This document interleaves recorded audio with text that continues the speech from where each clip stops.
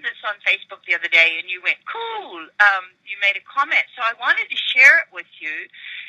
It was about a meditation, and I was curious about the timeline in Egypt, if I was part of that particular timeline. I had this amazing meditation where I knew I went into that different dimension, and Bobby, this is a wonderful way I've explained it to people when I get into this dimension, is that, when you walk up a step, you go 1 foot, 1 foot, 1 foot.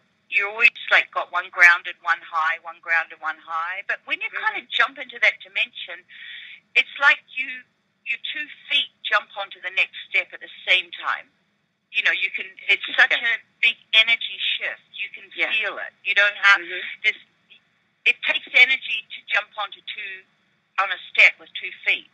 Yes. But the other way, you do it automatically. 1 foot, 1 foot, 1 foot. Ground, earth, ground, earth. So anyway, I felt this energy come over me. It was powerful.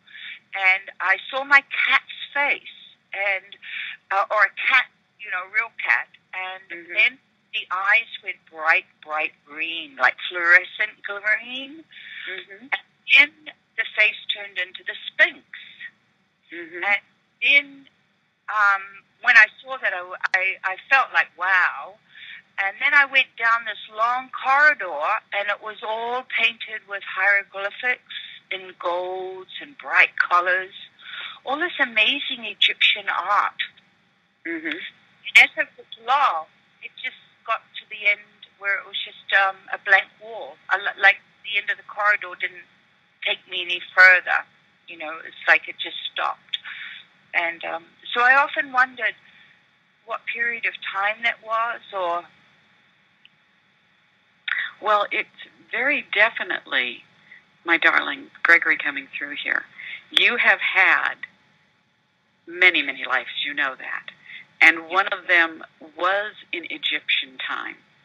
And in that time, you've had more than one during the Egyptian time.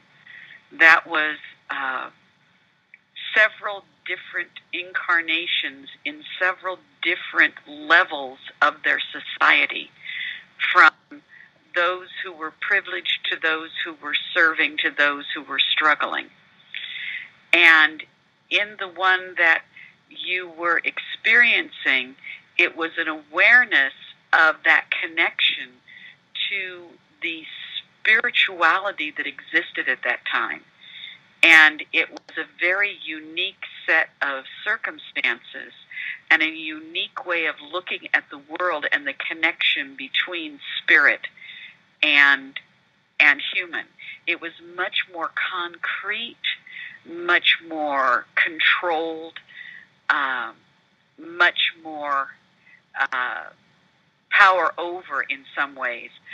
But the individual people that were not connected to the priesthood were much more vibrantly connected to their ability to be with spirit.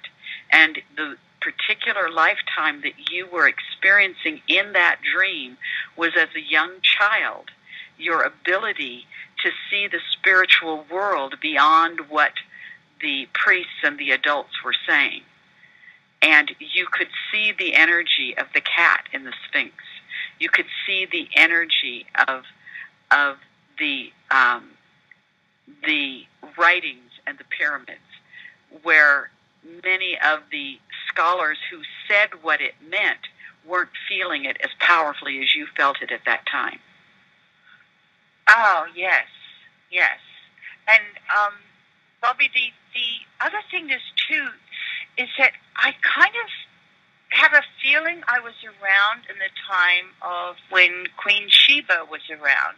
And as another time frame there, it's kind of really interesting. It was sort of all coming back together again. It's that resonated with me, something I saw the other day, and I went, wow, I was there. Yes, you were a servant. You were a servant in the court. Yeah, I felt that, that there was something involved in that energy.